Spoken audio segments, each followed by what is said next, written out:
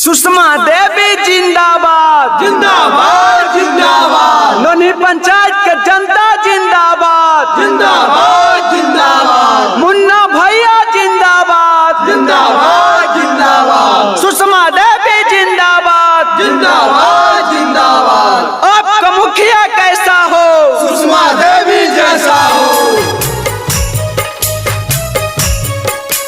VIP recording studio Khidarsarai.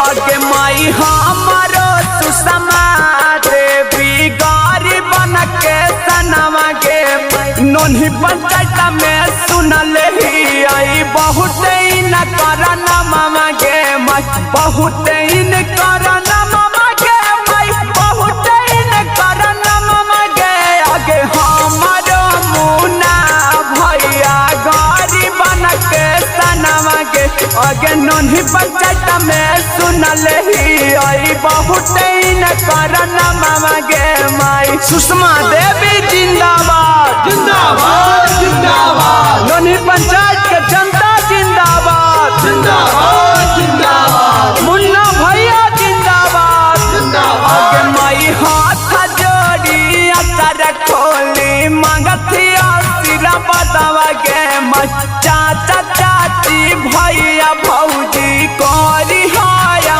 बतावा के माई देख के आशीर्वाद बतावा के माई देख के आशीर्वाद बतावा के आगे नो नहीं पंचायत से बनाई है अब की मुखिया के माई दुखिया गरीब बाबा के से पकड़थिन भैया के माई मुन्ना भैया जिंदाबाद जिंदाबाद जिंदाबाद। सुषमा देवी जिंदाबाद जिंदाबाद जिंदाबाद। आपका मुखिया कैसा हो, सुषमा देवी जैसा आगे हो। माई नाली गाली आसकुल बनई दीदी रोडवा के माई छोटा बड़ा कम सपरथिन दे दया सिर बदवा के माई दे दया सिर बदवा के माई दे दया सिर बदवा के आगे हमारो बीमाल भैया गारी बन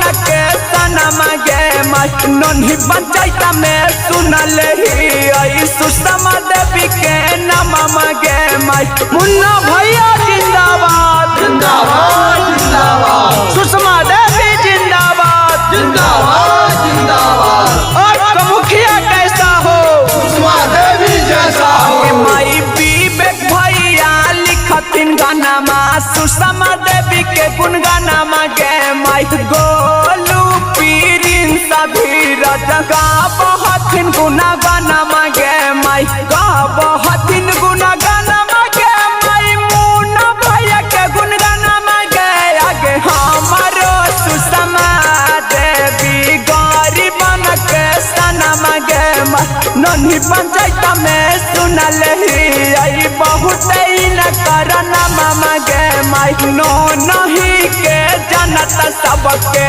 सोनी करी परिणाम मामा गे माई VIP रिकॉर्डिंग स्टूडियो खिदरसराय।